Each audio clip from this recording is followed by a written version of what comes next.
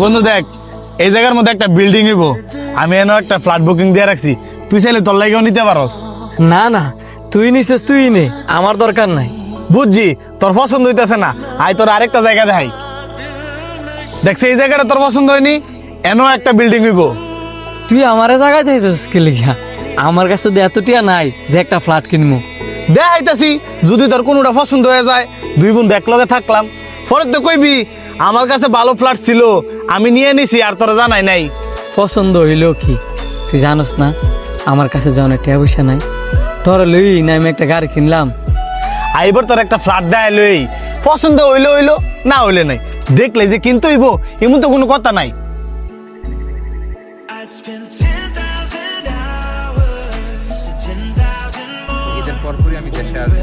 এই যে বন্ধু, এই ফ্ল্যাটটা আমি নিছি, এই যে আমার এই পাশের ফ্ল্যাটটা আছে না, এটা খালি আছে, আবার উপরেও খালি আছে, নিচেও খালি আছে, তুই চাইলে নিতে পারস।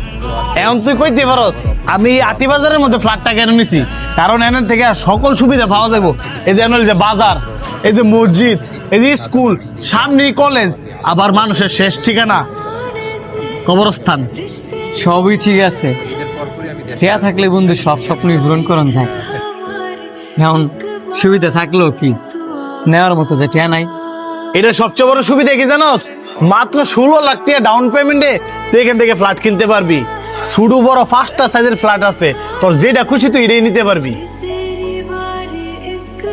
তুই যে 16 লাখ টাকা দিবি, টাকা দেওয়ার সাথে সাথে তোর ফ্ল্যাটের রেজিস্ট্রি দিয়ে দিব। তো বাকি টাকা কেমনে নিব? বাকি টাকা দিবি হচ্ছে 2 বছরের কিস্তিতে। আর শোন, কিস্তিতে দিবি, একটা টাকাও বাড়তি দিতে হইব না, তোর ফ্ল্যাটের যা দাম আসে তাই দিবি। এই জন্যই তো কই যে তুই হঠাৎ করে ফ্ল্যাট নিতেছস কেরে। এই কারণে তো লগে করে লইছি, পরে তো কইবা আমি এত সুন্দর ফ্ল্যাট লইছি, তোমার জানাইছিও না। বন্ধু আমার গাড়িটা বেচে হইলো আমার একটা